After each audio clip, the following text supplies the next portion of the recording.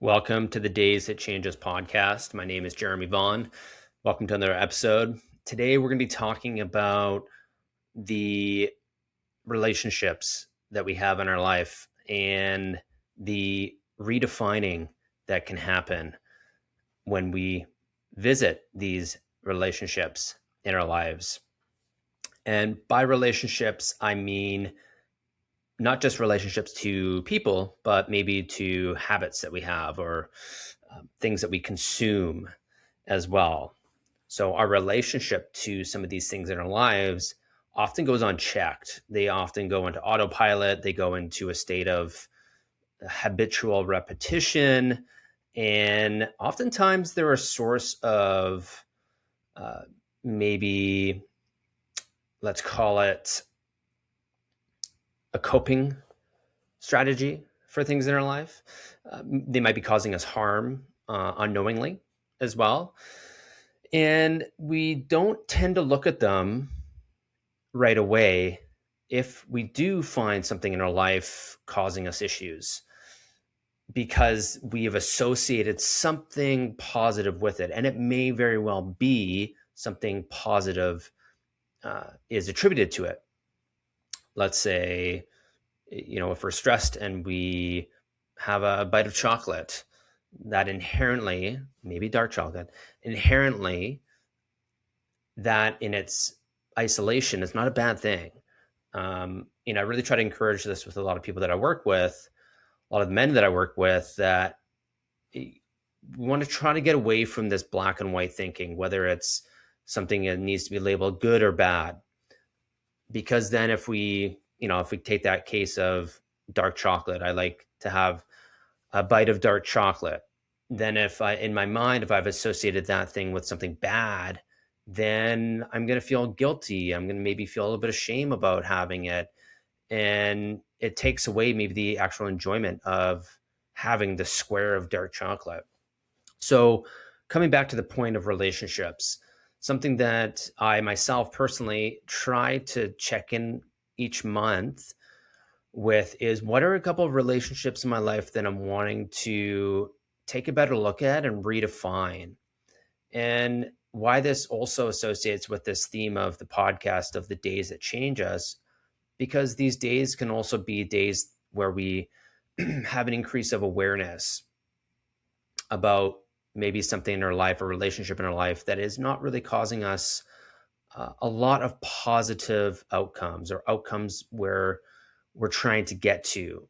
Maybe it's actually becoming a barrier for us.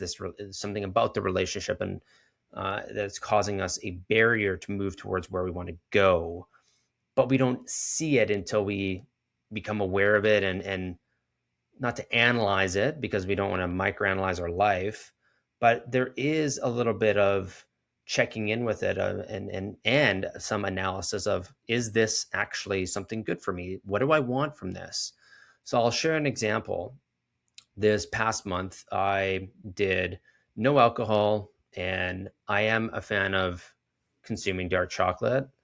Um, it got away from me the last 6 months, maybe even more, and I found myself reaching to it a lot during the day. And so I decided to do no alcohol for the month, just to redefine my relationship with alcohol. I've never known myself to be someone who had an issue with alcohol, but I'd like to do it as a bit of a check-in around how my consumption of it feels for me and where it shows up for me. The other aspect is the chocolate. And so I decided to say, I'm going to cut out all sugar in the month of January. So that included for me having chocolate. Now I know there is the 100% cacao chocolate that I don't know if it has any sugar, but let's be honest, that's not the most enjoyable thing, at least for me.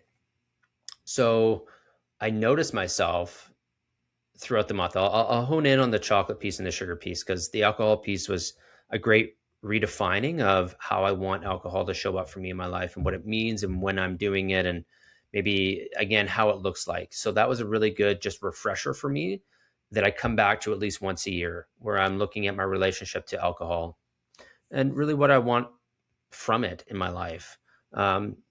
what it's doing for me in my life. The sugar piece was really interesting. I noticed myself really getting irritated in the month of January, and an increase in just kind of feeling, yeah, a bit irritable, a little bit more quick to frustration, quite stressful sometimes or anxious. And I noticed the impulse to want to go and grab a piece of dark chocolate. Now, before this, too, it was also cookies and other baked goods. And, I can attribute that to the holiday season rolling in like a freight train with all the delicious goodies. But the chocolate piece has always been something that's the constant for me. And I noticed myself in the month wanting to reach for that chocolate. And I'm like, what is going on here in my day? And I notice I'm like, I just feel a ton of stress. I feel at times anxious. And I was utilizing chocolate as a way for not necessarily dissociation from the moment, but as a way to get a little glimpse of goodness, a little taste of something good in my day, in that moment, really, that I had the impulse of like something feels overwhelming for me, or something feels like quite stressful, or I'm anxious. And it's just like that habitual loop. Our brains are looking for something that is good, that takes the stress away, that's distressing. And for me, that was the chocolate that got built up as that habit over time. So once I dug into it, I realized, okay, I'm avoiding these things that are causing me stress. I'm avoiding dealing with this anxiety that I'm experiencing, and I'm using chocolate as a coping strategy. And again, I want to reiterate, coping strategies are not inherently bad, because we need them and we don't need to demonize them. But I think it's important for us to check in on how these coping strategies are showing up in our life, and what is the end product of it. Is it something that is helping me in the moment so I can continue moving towards where I want to go, or is it actually stopping me from dealing with what is going on, and that in itself is stopping me from where I want to go in life, what I want to do, what I want to accomplish, who I want to be as a person. And I realized it was more of that for me with this coping strategy of chocolate and maybe some other sugary things, but chocolate was the main thing. So coming to the end of the month, I realized, okay, how do I want chocolate to show up in my life now? I feel less of an impulse. I've been able to take more action in the month of January on the things that previously I would just be super quick to go to the fridge, grab a little square of dark chocolate and have that moment of goodness, and then distract myself, procrastinate on other things that were going on in life. And I wasn't dealing with anything. So, I had to make a choice here at the end of the month of, okay, as I reintegrate chocolate back into my life, dark chocolate. It's funny I say that because I almost inherently want you to think that I'm making a healthy choice with that. So interesting how that's showing up. But I think this is important for us to visit these things in our life beyond the human relationships that we have. That's also important to check in with, and maybe easier to notice is like, okay, I have this friend who's maybe not showing up for me and how I need people to show up for me in my life. And that's easier to kind of identify than maybe these automatic habitual relationships we have with things in our life. And moving forward now for me, I recognize, okay, I get a lot more out of dealing with whatever is causing me stress head on, and I can still enjoy a piece of chocolate, but I've now kind of given myself this new habitual pattern of dealing with it. And by dealing with it, then I get this little reward of having a square of dark chocolate. So not out of avoidance now, I get it out of, okay, I've dealt with it. I have allowed myself to grow. I've allowed myself to become discomfort or feel discomfort from meeting it head on. And from that, I'm going to give myself a little reward. And that is actually a really cool trick for our brains is, the reward based learning system that our brain loves it plays right into that. So another just tidbit on this before I start to close this down for today is, be curious. What are some relationships that you would want to redefine or be curious about redefining in your life that aren't with other humans, but with maybe habits that you have, or uh, coping strategies that you notice that you have. Maybe it's with activities that you do in your day to day.